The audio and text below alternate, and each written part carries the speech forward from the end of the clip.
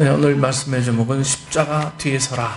이 말씀으로 우리 함께 은혜를 나눕니다. 여러분은 어떨 때 화가 나고 또 어떤 때 화를 내십니까? 네. 이 화가 나는 여러 가지 경우가 있지만 사람들은 이 자신이 한 일이 있는데 인정받지 못할 때 되게 화를 내죠. 남편이 가정을 위해서 최선을 다했는데, 노력했는데, 가족들이 그것을 인정해주지 않으면 이 화가 막 치솟습니다. 아내도 이 남편과 자녀들을 위해서 참 이 헌신적으로 살았는데, 남편과 자녀들이 인정해주지 않으면 이 화가 나죠. 여러분, 우리 자녀들도 마찬가지입니다. 자녀들도 나름대로 참 애를 쓰고 있는데 부모들이 다른 자녀들과 비교하면서 이 꾸중을 하면 옆에 누구 봐라 이러면 참 이 아이들도 엄청 화를 많이 낼 수밖에 없어요. 또한 이 회사를 위해서 아주 성심껏 일을 했는데 회사와 상관으로부터 인정받지 못하면 이 화가 납니다. 저도 이제 목회를 아주 정직하고 잘하고 있다는 인정을 받고 싶은 그 욕심이 있어요. 네. 목회자에겐 이런 욕심들이 누구에게나 다 있습니다. 나름대로 목회를 정직하게 열심히 한다고 생각하는데 그것을 인정받지 못하면 때로는 이 서운하고 화가 날 때도 있습니다. 우리 모두에게는 사람들에게 인정받고 싶어하는 마음들이 애들이나 저에게나 똑같이 다 있습니다. 네. 저 아이들도 예배가 끝나면은 제일 먼저 오는 곳이 바로 이 앞에요. 앞에 와서 아이들이 박수치고 아이들이 씨름하고 힘자랑하고 이래요. 왜? 나를 좀 봐주세요. 이래. 네. 내가 얼마나 멋지게 자랐는지 아십니까? 네. 다 이렇게 아이들도 자기 자신들이 인정받기 위해서 아이들조차도 이렇게 힘쓰고 삽니다. 여러분, 우린 이런 마음을 뭐라고 하냐면 이 공명심이라 이렇게 이야기하죠. 이 공명심에 빠져서 생각과 감정의 균형을 잃게 되면 그만 이 추해지고 관계에서 엄청난 상처를 만들게 됩니다. 사탄은 여러분 모든 사람이 인정받고 싶어하는 마음을 가지고 있다는 것을 그 누구보다도 잘 알고 있어요. 그 공명심을 틈타서 우리의 이 작은 마음들을 막 이렇게 헤집고 막 들어오게 됩니다. 그 믿음의 사람 가운데도 공명심으로 인해서 아픔을 겪은 사람들이 있습니다. 여러분, 예수님께서 제자들에게 사람들이 나를 누구라고 하더냐 이렇게 물으셨습니다. 사람들이 나를 누구라고 하더냐. 제자들은 사람들이 엘리야 또는 세례 요한, 예레미야 또는 선지자 중에 한 사람이라고 말한다고 이 예수님께 말씀을 전하죠. 예수님은 이 제자들을 향해서 그러면 너희들은 나를 누구라 하느냐 이렇게 물으셨습니다. 사람들이 그렇게 얘기하는데 사람들은 나를 예레미야나 선지자 중에 하나라고 얘기하는데 과연 너희들은 나를 누구라고 생각하느냐 아주 직접 대고 물으셨습니다. 그 대답에 제자들의 반응은 이렇게 일어나죠. 특히 베드로가 뭐라고 말씀합니까? 마태복음 16장 16절 말씀에 주는 그리스도시요 살아계신 하나님의 아들이시니이다. 이렇게 대답하며 이 최초의 어떤 신앙 고백을 하게 되죠. 예수님은 이 베드로를 아주 크게 칭찬하셨습니다. 예수님으로부터 칭찬을 들은 베드로는 기분이 아주 그냥 막 업됐을 거예요. 아주 좋았을 겁니다. 온갖 이 베드로로부터 신앙 고백을 들으신 예수님은 자신이 이제 예루살렘에 올라가면 대제사장들과 로마 군사들에게 잡혀서 아주 온갖 고난을 당한 후에 십자가의 죽임을 당하고 사흘 후에 살아날 것을 이제 말씀하시죠. 여러분, 성경에 보면 예수님의 그 말을 들은 이 베드로의 반응이 나타나게 됩니다. 예수님의 이 베드로의 반응이에요. 성경에 보면 뭐라고 되어 있냐면 예수님을 막 붙잡고요. 아주 항변했다고 말하고 있어요. 기록하고 있습니다. 항변했다. 여러분, 항변이라는 말은 단순히 그냥 반대 의견을 내는 차원이 아닙니다. 아주 대들면서 싸울 듯이 말을 했다는 표현이 눈이 달라지고 인상이 달라지고, 아니 내가 알고 있었던 예수님은 항상 내 곁에 계셔서 나를 지켜주시는 예수님이어야지 이게 무슨 날벼락 같은 소리입니까? 막 눈을 부릅뜨고 예수님 막 항변을 합니다. 죽으시다니요. 말도 안 되는 소리입니다. 아주 대들다시피 하면서 주여 그리하지 마옵소서. 이런 일이 결코 일어나지 않을 것입니다. 제가 지금 살살 얘기했지만 이 베드로는 자기의 생업을 전부 다 포기하고 예수님을 따랐던 사람이에요. 모든 걸 다 포기하고. 그런 예수님이 이제 3년 겨우 따르고 이제 살만할 어떤 근거를 마련하려고 하는 그 시기에 돌연 예수님은 뭐라고 말씀하십니까? 이제 난 죽는다. 그럼 우리는 뭡니까? 닭 쫓던 개입니까? 이런 아마 얘기가 있었을 거예요. 아마 심정이었을 겁니다. 우리는 뭡니까?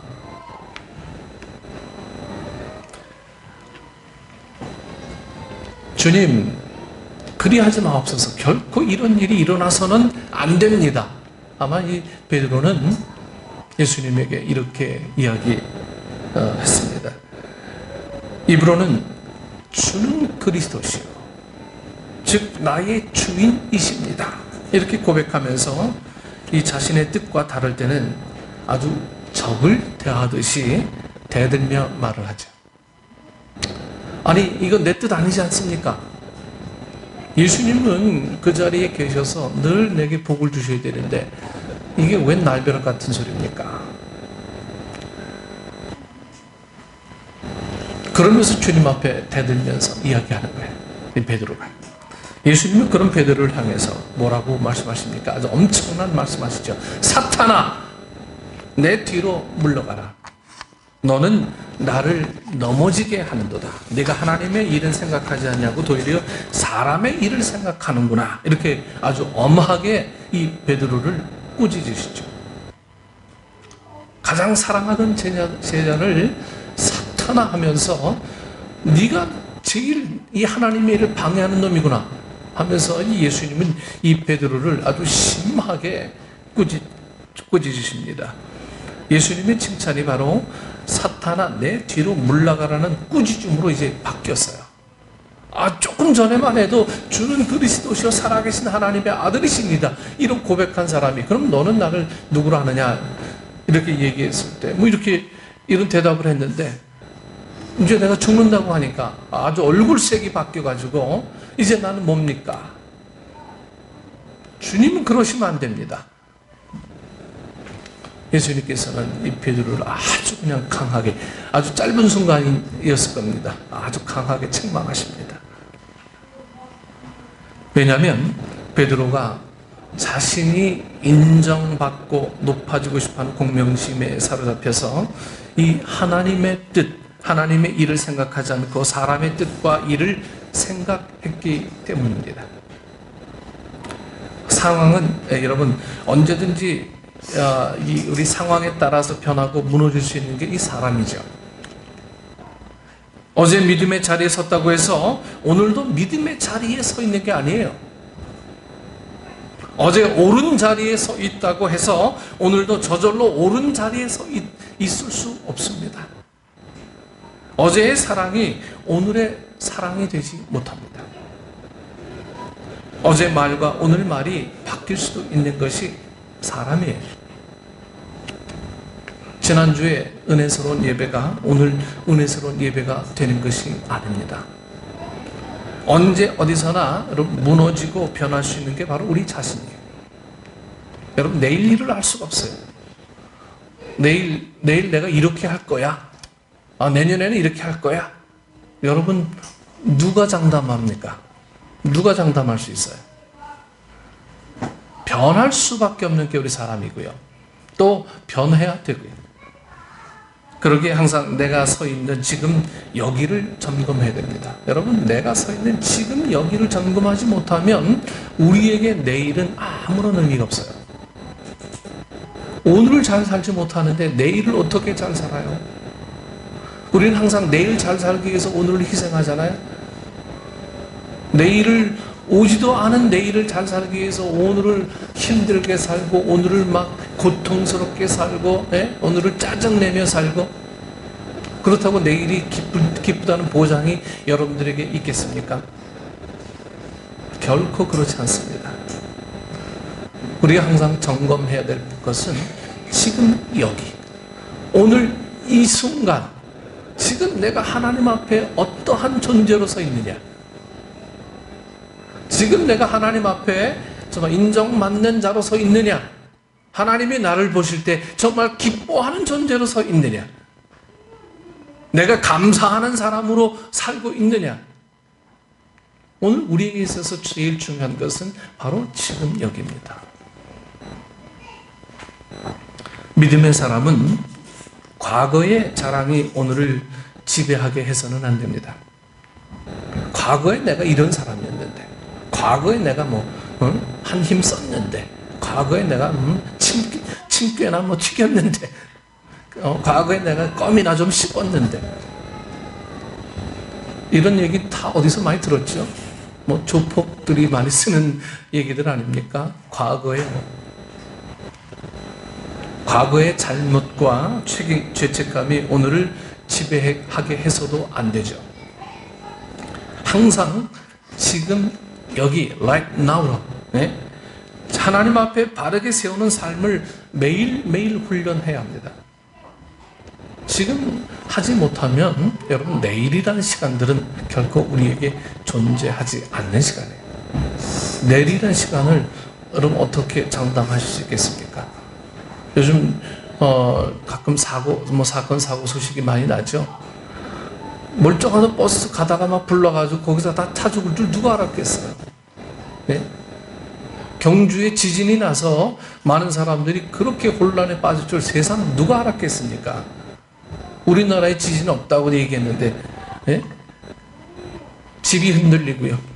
이럴 줄 누가 알았겠습니까?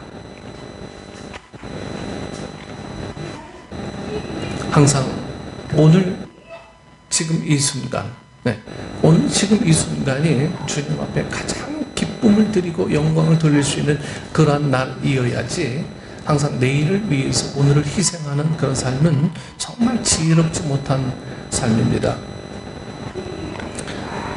바울은 오늘 본문에서 고린도 교회 성도들에게 그런 면에서 아주 귀한 교훈을 주고 있습니다. 바울은 세계 곳곳을 다니면서 이 복음을 증거했어요. 복음을 전하는 과정에서 온갖 이 모욕과 박해와 죽음 직전까지 이르는 그 위기를 수도 없이 경험했습니다. 40에 하나 감한 매도 맞고 있었던 이 사도 바울. 바울이 유럽 지역에 가서 복음을 증거할 때 빌립보에서는 복음을 증거하다 잡혀서 죽도록 맞고 또 감옥에 또 갇히게 되죠. 연금되었어요. 데살로니가에서 복음을 증거할 때 거친 이 데살로니가 사람들이 그를 죽이려 하자 이 사람들의 도움을 받아서 야반 도주한 사람이 바로 이 바울이었어요. 아주 고난의 연속이 이 사도 바울의 삶이었습니다. 바울이 마케도니아의 수도인 아덴에 들어갑니다. 아덴은 여러분 잘 아시다시피 철학이 아주 고도로 발달되어 있던 도시였죠. 그 당시 이 소크라테스, 플라톤, 이 아리스토텔레스가 활동했던 철학의 본거지가 바로 이 아덴이었습니다. 바울이 아덴에 들어갈 때 아주 자신감으로 충만해 있었어요.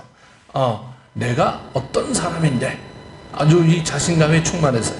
자신이 헬라 철학에 아주 능하기 때문에 철학적인 사고를 하는 이 아덴 사람들에게 아주 복음을 논리적으로 설득할 자신이 있었기 때문에 이 아덴까지 거 사도행전에 보면 그는 아덴의 장터에 나가 사람들과 만나서 뭘 합니까? 변론을 하죠. 변론한다는 게 토론한다는 거예요. 여러 철학자들과 토론하다 보니까 뭐가 벌어집니까? 논쟁이 벌어지게 돼요. 논쟁. 사도행전을 읽어보면 이 바울이 아덴에서 복음을 증거하는 과정에서 논쟁, 변론이라는 단어들이 가끔 등장하죠. 그는 복음을 전하는 과정에서 만나는 사람들과 이 논쟁을 벌였고, 그리고 늘 변론했습니다. 바울은 사람들에게 논리적인 면에 있어서 절대 밀리지 않는 사람이 이 바울이었어요. 아덴 사람들은 이런 바울을 보면서 이 말쟁이가 무슨 말을 하고자 하느냐 이 표현했어요. 이 말쟁이가. 아덴 사람들은 바울을 뭐라고 했어요? 말쟁이라고 표현하고 있어요. 이는 수사학적으로 아주 대단하고 똑똑한 사람이라는 것을 인정한 것이죠. 아, 저 사람 되게 똑똑해. 그런데 그들 가운데 이 바울과의 논쟁에서 밀려 예수님을 구주로 믿는 사람은 하나도 없었어요. 논쟁에서 변론에서 바울이 이것도 사역이라고 생각했었을 거예요. 아, 내가 이 논쟁에서 이겨가지고 하나님의 높으심을 전할 거야. 이런 의미로 가서 논쟁하고 변론했는데, 그 논쟁과 변론 후에는 전도된 사람이 단 한 명도 없었어요. 바울은 가는 곳마다 어려운 가운데서도 복음을 증거하고 교회를 세웠습니다. 그런데 이 바울이 가장 자신 있게 들어가서 자신의 어떤 철학적인 지식을 중심으로 사람들과 치열한 논쟁을 벌였던 이 아덴에서는 단 한 사람도 복음화시키지 못했어요. 단 한 사람도. 가장 자신 있어 하던 그 아덴에 가서 헬라 철학에 등했던 이 바울이 그곳에 가서 논쟁을 하고 변론하고 사람들 설득하면 변화될 수 있을 거다라는 자신감이 막 충만했는데, 웬걸요? 단 한 명도 구원에 이르지 못했습니다. 아주 실패했어요. 처절한 패배를 이 사도 바울은 경험합니다. 바울은 자신의 지혜와 확신, 그리고 사회적인 위치와 경험을 가지고 공명심을 내세우며 아덴에 임했지만, 결국은 그의 사역은 아덴에서 아주 바닥을 보이는 실패를 경험하고 말았습니다. 인정받고 싶었던 욕심으로 자신의 지식을 총동원하고 인간적인 방법을 택했지만 철저하게 실패했습니다. 바울은 하나님의 나라는 사람의 지혜와 재능으로 이루어지는 것이 아니라 성령님의 능력과 인도하심으로 이루어내는 것을 뼈저리게 깨달았습니다. 뼈저리게. 아덴에서 철저하게 전도에 실패한 바울이 아주 의기소침해서 이동한 곳이 어딘지 아세요? 바로 오늘 본문의 고린도입니다. 고린도. 이 아덴에서 실패한 후에 이 바울은 고린도로 이동합니다. 고린도에서 복음을 증거할 때 바울이 자신의 심정을 3절 말씀에서 고백하고 있어요. 3절 말씀을 보면, 내가 너희 가운데 거할 때에 약하고 두려워하고 심히 떨었노라.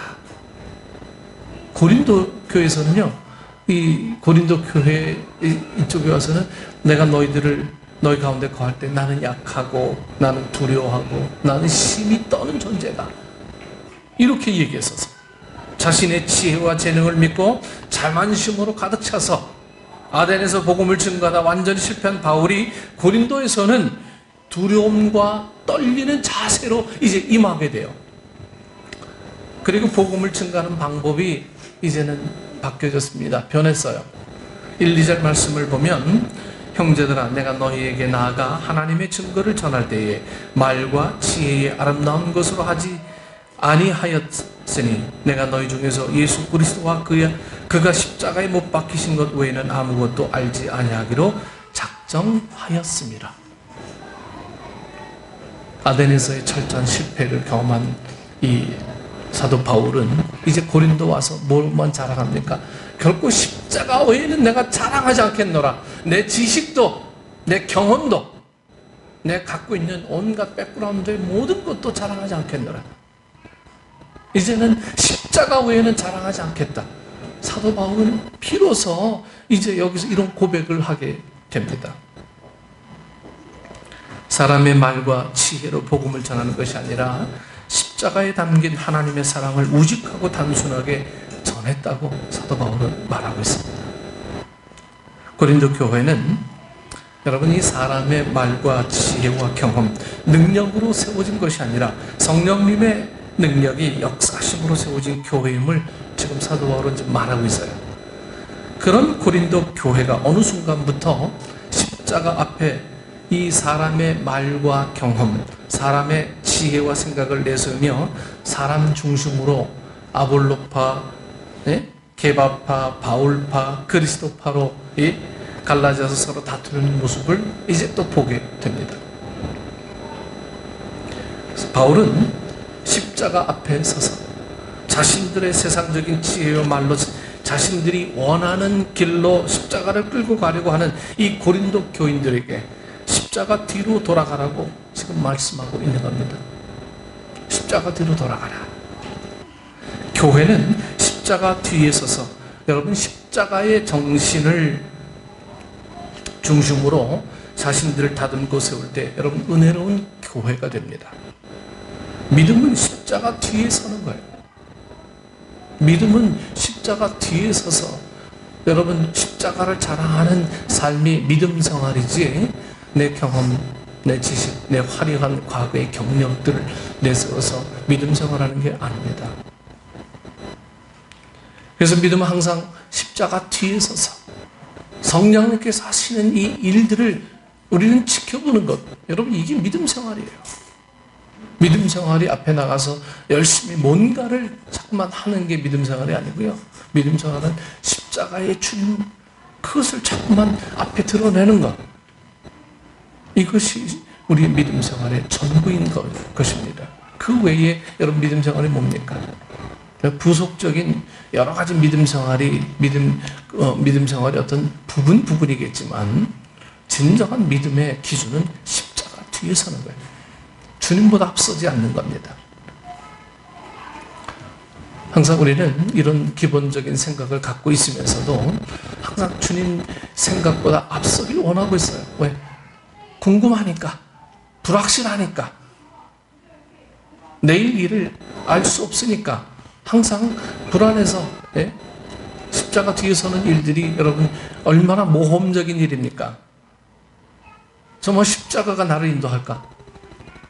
이런 불확실성 속에 우리 믿음은 흔들리게 되고 믿음이 흔들리다 보니까 내 삶 뿌리가 그냥 막 덜컹덜컹 되는 거예요.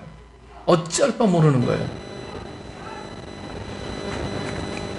우리의 짧은 생애를 뒤돌아봤을 때 주님께서 간섭하지 않는 부분들이 결코 하나도 없었음을 고백합니다. 여러분들의 삶 가운데서 분명 마찬가지였을 거예요. 지나온 삶은 그랬어요. 근데 우리 앞으로의 삶도 주님께서 그렇게 하실 것이란 이 믿음이 결코 십자가 뒤에 서 있을 때 고백되어지는 것이지 십자가 앞에 있을 때는 결코 고백되어질 수가 없습니다. 왜? 세상의 온갖 풍파들이 여러분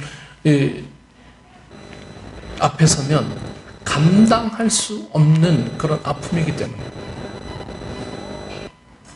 오늘 여러분들의 삶의 자리는 십자가 앞입니까? 십자가 뒤입니까? 나 십자가 뒤인가? 앞인가? 여러분 구분도 못하는 그런 삶을 살고 있습니까? 이제 다시 믿음을 정리하셔야 됩니다. 주님께서 내게 어떠한 삶을 요구하시는지, 주님께서 원하시는 일들이 무엇인지, 그런 것들에 대한 분명한 어떤 기준들이 여러분 앞에 있을 때 그 기준은 바로 십자가의 기준이라고 하는 거예요. 십자가의 기준. 우리 사람이 창조된 목적은 하나님을 영화롭게 하고 그를 영원토록 즐거워하는 것이라 소요리 문답에서 나오지 않습니까? 여러분, 이것이 우리 삶의 기준이 되어야 돼요. 내 시간 다 쓰고 나머지 시간을 드리는 이런 엉뚱한 믿음 생활 말고요.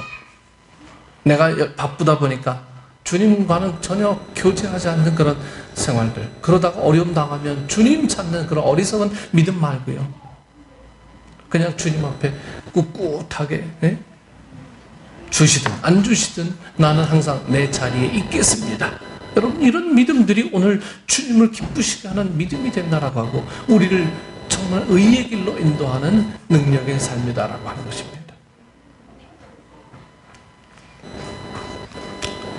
가끔 그런 분들을 봬요. 뭘 아무것도 안 하는 것 같은데 그분에게는 뭔가 깊은, 믿음의 깊은 어떤 향기가 나는 것 같아요.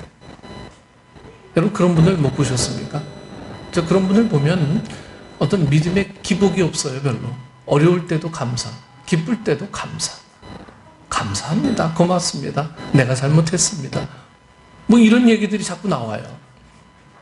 그러다 보니까 그 삶 속에 좀 하나님께서 역사하시는 그런 은혜들을 우리가 고스란히 맛보고 느낄 수 있는 거죠.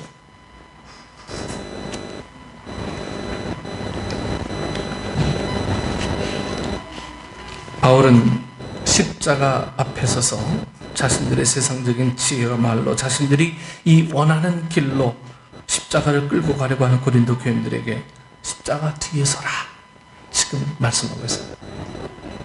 당신들이 지금 주장하고 있는 뭐 바울파, 아볼로파, 게바파, 그리스도파 다 웃기는 짓이다. 십자가 뒤에 서라.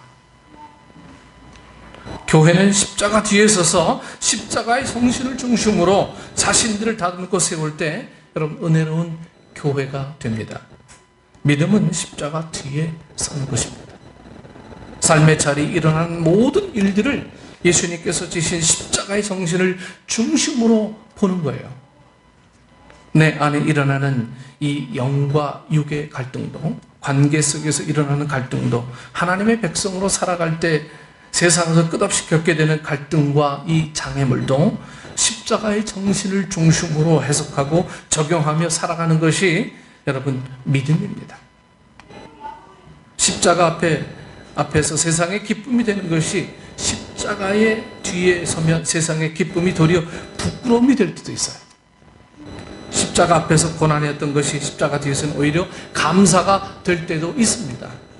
십자가 앞에서는 아주 절망이었지만 십자가 뒤에서는 소망이 될 수가 있어요.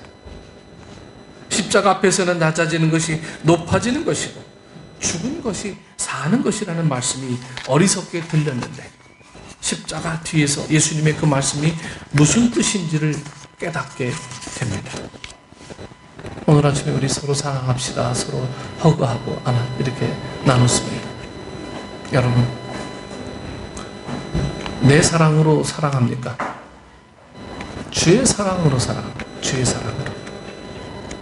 주의 사랑으로 서로를 격려하고.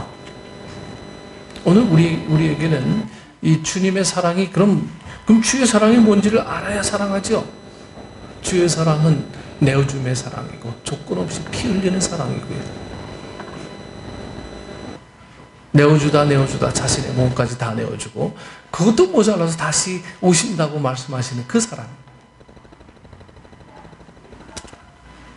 우리는 오늘 이 조건부적인 사랑에 익숙해져 있습니다. 내가 이거 하면 너는 뭐 해줄래? 너는 뭐 해줬으니까 내가 이거 해줄게. 뭐 이런 사랑. 여러분 이런 조건부적인 사랑은 주님과 아무런 관계가 없습니다. 왜? 그냥 거기서 그냥 계산이 다 끝났기 때문에. 여러분 주님과의 사랑은 계산 없는 거예요. 계산이 돼서는 안 돼요. 이 사랑을 베푸는데 내가 이거 했지. 이거 계산하지 말고 그냥 이유 없이 그냥 내가 좀 손해보면 어떻습니까? 내가 좀 피곤하면 어떻습니까? 그냥 조건 없이 그냥 하는 거예요. 이것이 주님의 사랑이지 다 계산해놓고 여기 이건 사랑이고 이건 사랑 아니고. 여러분 이런 사랑은 주님이 원하는 사랑이 아니라고 하는 거예요. 사탄은 우리에게 공명심을 부추기며 십자가 앞에 서라고 자꾸 유혹합니다. 그 답답한 십자가 뒤에서 뭐하냐? 응? 넓은 세상에 한번 가봐. 너희가 선택해야 될 삶은 얼마나 많이 놓였는데. 사탄은 자꾸 우리를 이렇게 유혹합니다. 성령님은 우리에게 십자가 뒤에 서서 따라오라고 말씀하세요. 좀 답답하지요? 왜? 내일이 궁금한데 우리의 삶의 앞날이 불확실해서 내일이 궁금해서 확실히 뭔가 잡는 뭔가가 있어야 되는데 주님은 묵묵하게 그냥 따라와. 얼마나 답답합니까? 그런데 이게 승리의 길이라고 성경은 계속 우리에게 이야기해요. 한 주간 동안 살아가면서 여러분 내 말과 감정 그리고 생각을 가지고 십자가 앞에 서기보다 여러분 좀 십자가 뒤에 서서 하나님께서 우리 속에 역사하시는 이 장을 만들어가는 은혜가 충만한 그런 삶이 되었으면 좋겠습니다. 이것이 믿음 생활이에요. 믿음 생활이라고 하는 건 철저하게 나를 자꾸만 포기하는 것, 나를 자꾸만 부수어내는 것, 이것이 믿음 생활입니다. 내 안에 자꾸만 뭔가 자꾸 쌓여놓는 것, 쌓인 것, 이거는 믿음 생활이 아니에요. 오늘 여러분들이 정말 십자가 중심으로 살고 있는지, 십자가가 뭔지 다시 한번 이 즈음에서 정리가 되어야 될 시기입니다. 그 십자가의 사랑이 정말 내게 적용이 되어지고 있는지, 아니면 십자가를 기억조차도 안 하고 있는지, 우리의 모습을 다시 되돌아보십시다. 여러분, 생명보다 귀한 것 이 세상에 아무것도 없습니다. 그 생명을 주님께서 대속의 은혜로 우리를 살려주신 거예요.